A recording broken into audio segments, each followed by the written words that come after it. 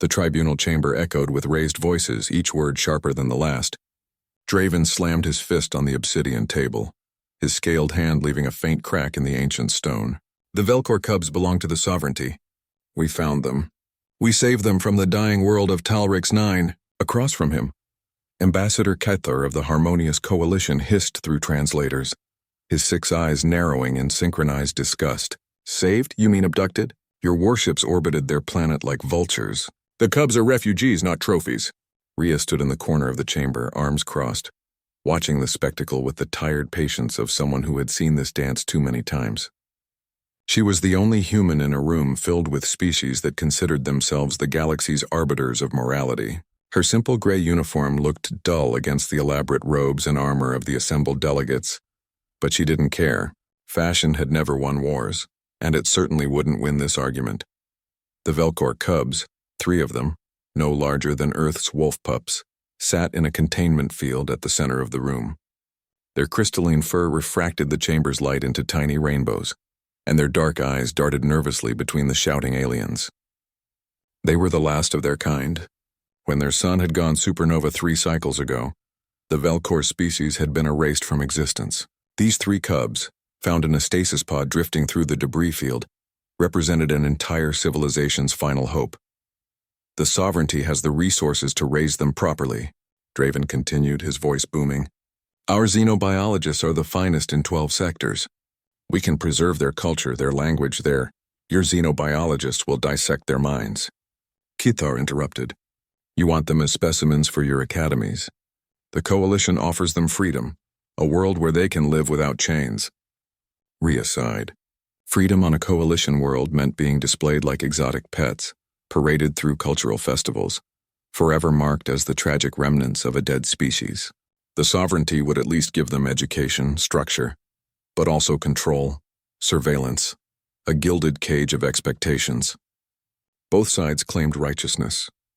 Neither side was right. Perhaps a third voice chimed in, Counselor Vren of the Neutral Accord. We should ask what serves the cubs best. Not what serves our politics. They're infants, Draven snapped. They can't choose.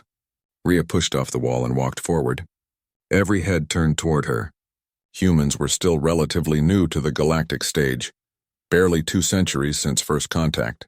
They were often dismissed as primitives playing at civilization, lacking the 1,000-year dynasties or biological superiority of older species.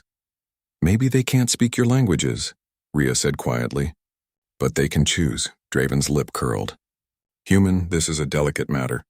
Your species' tendency toward sentimentality won't— Shut up, Draven. The room fell silent. No one spoke to the sovereignty's lead hunter that way. Draven's claws extended slightly, his body tensing.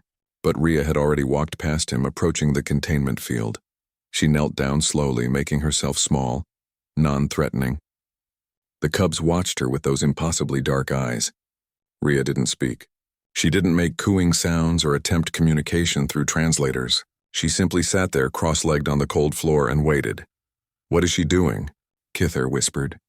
Being human. Counselor Vren replied, something almost like amusement in his tone. Minutes passed. The delegates shifted uncomfortably. Draven opened his mouth twice to protest, but something stopped him each time. Perhaps it was the absolute stillness of the human, the way she sat like a stone in a river, letting the current of chaos flow around her. One of the cubs, the smallest, tilted its head. Its crystalline fur dimmed slightly, a sign of curiosity in Velcor biology. It took a tentative step toward the edge of the containment field. Deactivate the field, Rhea said softly. Absolutely not, Draven growled.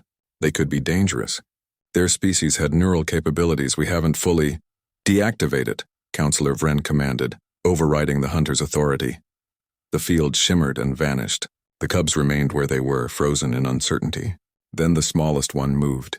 It walked forward on unsteady legs, crossing the invisible line between captivity and choice. Its siblings followed. They didn't go to Draven with his promises of resources. They didn't go to Kethar with his offers of freedom. They walked directly to Rhea, the human who had done nothing but sit quietly and wait. The smallest cub pressed its face against Rhea's knee. She reached out slowly, letting it sniff her hand, then gently scratched behind its crystalline ear. A soft purring sound filled the chamber, a sound none of the xenobiologists had ever documented. The other two cubs pressed close, seeking the same gentle contact. Draven stared, his argument crumbling into ash. This proves nothing. They're attracted to her novelty, They're attracted to someone who isn't shouting about owning them, Rhea said, her voice still quiet, but carrying absolute authority now. You've spent 3 hours arguing about custody like they're property. But they're children. And children know the difference between someone who wants to possess them and someone who just wants them to be safe. She looked up at the assembled delegates. The cubs now curled around her like she was the only solid thing in a universe that had betrayed them. Humans have a saying, actions speak louder than words. You've all made beautiful speeches. But while you argued, I just sat down, and they chose. Kither's translator clicked several times before producing words. What do you propose? I propose, Rhea said, standing carefully so as not to disturb the cubs, that you all go back to your governments and think about why 3 orphaned children trusted a stranger more than they trusted your promises. She walked toward the chamber doors, and the cubs followed her, their little feet clicking on the stone floor, not because she commanded them, not because she offered them anything, but because sometimes in a galaxy full of complicated politics and ancient grudges, the simplest choice is the right one. Behind her, Draven watched in silence. For the first time in his long career, the lead hunter realized that words meant nothing to loyalty. Trust wasn't negotiated in tribunals or won through arguments. It was earned in quiet moments, by someone willing to simply be present without demands. The cubs walked with the human, and the dispute ended itself.